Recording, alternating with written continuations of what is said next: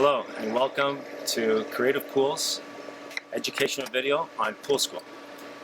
We're making this video for all our great customers that we have so that if they ever forget anything that has to do with pool school and maintaining your pool, you can always go back to our website and have a look at it for future reference. Again, I'd like to thank everybody, first of all, for hiring us and to building our beautiful pools. And let's get started.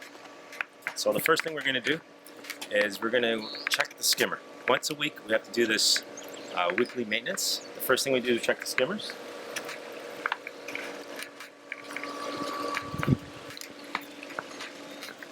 So on this particular pool, it's a larger pool, so we have two skimmers. Nevertheless, you are going to have at least one skimmer. And what you need to do is take the lid off your skimmer. The basket inside is quite delicate, so I ask you not to yank on it. You got to just twist it a little bit and pull it up. If you feel that there's pressure, you need to twist it a little bit more until it comes up freely.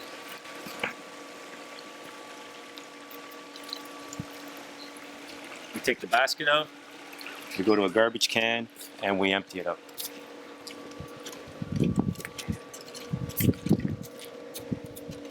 In this case, we don't have one, so we're still under construction, so we can just put it off to the side.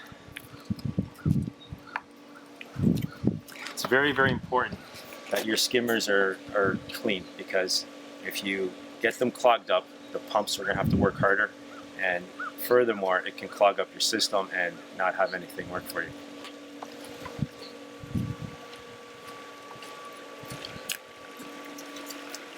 This goes back in. A little slight turn to lock it in place, and then you can put your skimmer lid back on top. Next thing we want to do is we want to go to the pool pump. It also has a basket.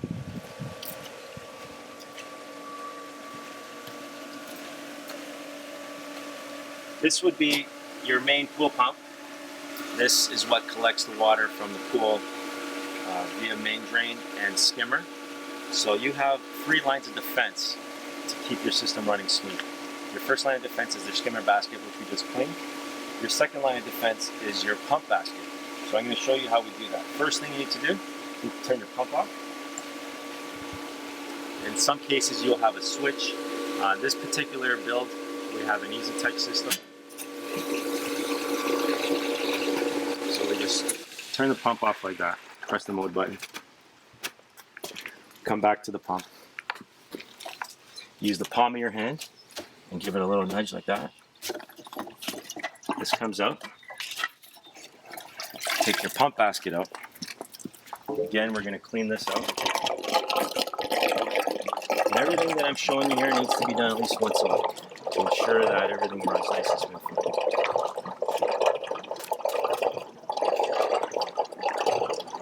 You could also rinse this out. This one's pretty clean, so we're going to put it back in.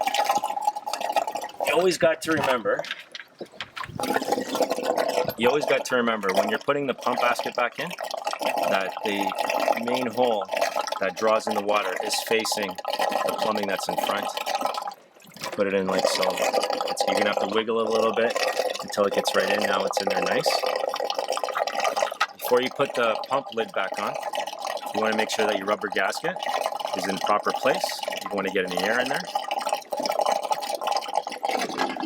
That goes on like so, and just nice little snug, hand tight, not too tight, and that's it. Now we're going to turn the system back on.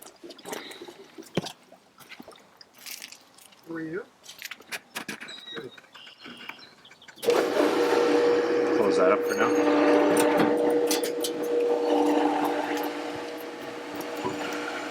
Because we opened the lid, there's going to be a little bit of air that gets into the system. So you just got to wait a few minutes until it primes back up and is running properly. So now we're back up and running. You also got to remember, anytime you allow air into the system, your cartridge filters are going to have a little bit of air inside. And the way that you bleed the air out of the cartridge filter is by squeezing this top lever here and turning. Now you're going to start seeing and hearing a little bit of air come out, and then as soon as you see the water come out, you got all the air out. So then we'll just close that back up. Other thing while you're here, it's a good idea to look at your filter gauge. 10 psi being the cleanest, 20 being at a point where you'd have to take your cartridge filters out and clean them. In most cases, our clients don't have to take them out throughout the whole season. When we come to winterize the pool, they're taken out, they're hosed down, and then they're stored. So understanding what else is happening on your equipment pad, we're drawing in water, it's going through the pump, it gets filtered in the cartridge filter, then it goes to the heater, and it gets heated. The way that we control the heat in the pool is through a thermostat, which is based on your heater. And you have the red arrow and the blue arrow up and down, which gives you the controls to increase or decrease the heat, just like the way thermostat works in your house. After your pool water is being heated, it's coming back and it's being chlorinated. Now this is a very, very important fact of your pool. Although it's a saltwater pool, there still is chlorine in it, and this device is what creates the chlorine for us. So right now, because we had turned it off and on again, it's recalibrating. And you'll see here, the top of your cell, it's going good and low, good and low. Now it just stopped recalibrating. So it's telling us that our salt level is good. This is important because if your salt level gets too low, you'll have a red light on your chlorinator, and it's asking us to add more salt to the pool. Whenever you add more salt to the pool, always add one bag in a 24-hour time frame, and you add it into the shallow end. Give it 24 hours, and then you come back to the cell and see whether or not it's gone back to green or if it's still low. If it's still low, you add another bag. In the event that it malfunctions, I always recommend to my clients to go buy a pail of pucks, chlorine pucks.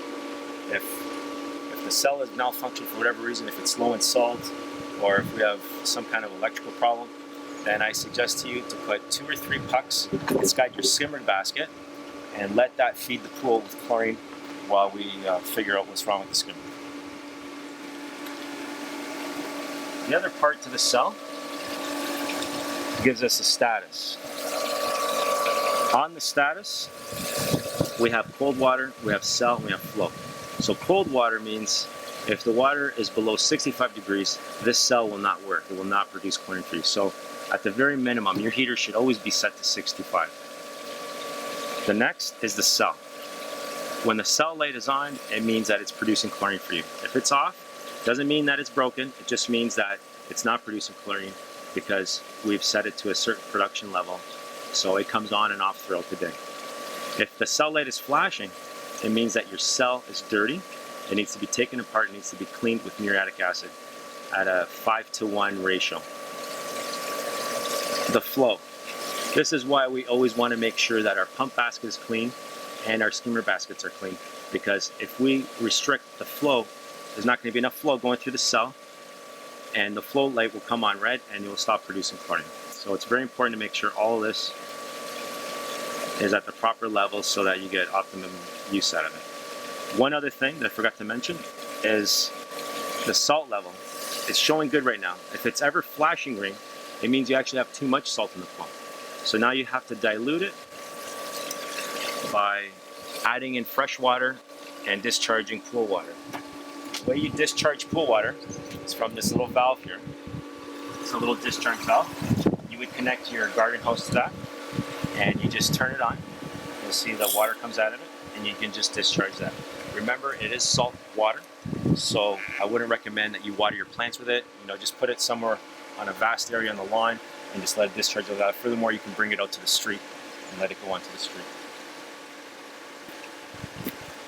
So now the water is being chlorinated, and it's coming back, and you have all these ball valves, and each one is indicated for where they go. So you have a stair ball valve, you have a pool return ball valve, and you have a spa ball valve. If you don't have a spa, you would only have the other two. So this is the water coming back to the pool. So you can control how much water you want at your stair jets versus your pool returns. We recommend you just leave them equally open, and you get better flow that way.